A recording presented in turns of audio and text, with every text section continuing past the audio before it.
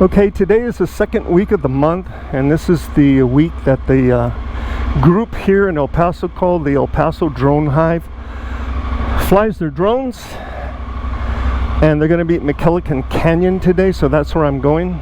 So these two GoPros, I'm trying something a little different. They're connected to this external port for energy, so they'll run indefinitely, I hope. But what I did is I put some internal batteries into the GoPros, because yesterday when I was riding the bike and I stopped and turned the motor off, and when I turned it back on, these GoPros turned off. So with the internal batteries, maybe they won't turn off. My only concern is that they overheat. I hope they don't. I gotta stop and get gas. So I'm headed out to McKelligon Canyon. This is the second week of the month, and every second week of each month, a group out here called the El Paso Drone Hive flies their drones, and they're going to be at McKelligon Canyon today. So I strapped my drone to the back of the bike, and I'm headed over to McKelligon Canyon.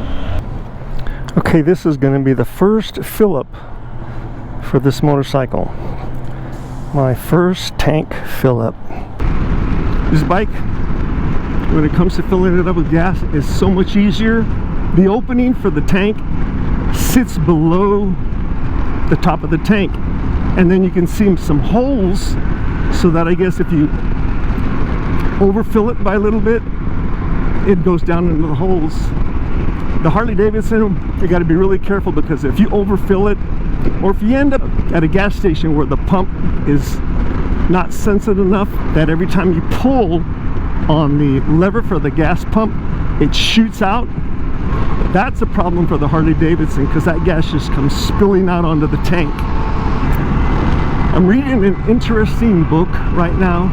I'm trying to remember the exact title of the book. It's something about the virus, and of course we know what virus I'm talking about. And there's a individual, I think his last name is Daljish. He's a researcher, a doctor, professor, very brilliant man from Europe. And he was saying that some of the research that he did on the jab, the Pfizer jab, he was saying that those vaccines do help increase antibodies, and he also deals with a lot of patients who have cancer, especially patients that have melanoma. And melanoma is a very aggressive cancer that the minute you see a spot on your body somewhere, you need to go have it burned off. That stuff is aggressive, it moves quick, it metastasizes quickly. What he was saying about the vaccine is it decreases your T cell activity, boosts the antibodies, but your T cell activity decreases significantly. T cell immunity is needed to combat cancers. He was saying that everybody gets some kind of cancer. The only reason that cancer doesn't appear is because the T cells nip it in the bud. They just eat that stuff up and get rid of it right away. Also in his research, a vaccine that he gives, and it's I can't remember the name of the bacterium that he uses. The bacteria is killed, mixed in the medium, and then injected into his patients. And he noticed that this bacterial vaccination increases the T cell activity in the body. And these individuals with melanoma, you started to see the melanoma dissipating, going away. The T cells are attacking the melanoma.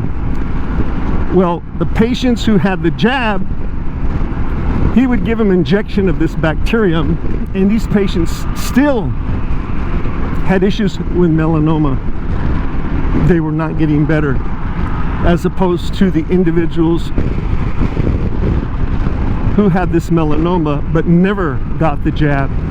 I thought that was interesting research.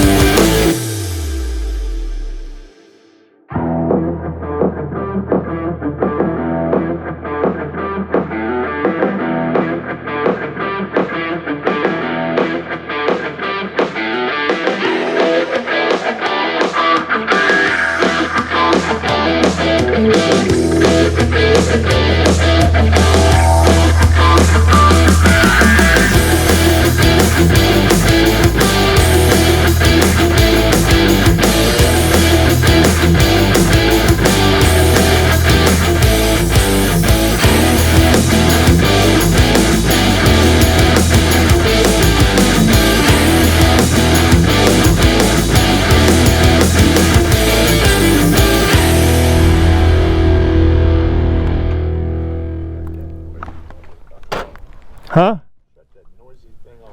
You think this is noisy? I should have brought my Harley. That would be noisy. When I first got on this thing and I was riding it and I'm like, and I came to a stop sign and I go, is this thing on? I can't hear it. Yeah. Anyway, are we gonna have people show up maybe? I just realized something. When I leave the house or when I'm coming home, I've been using the iPhone to raise and lower the garage. I forgot. I put a damn garage door opener right there. Oh God. Senior moment.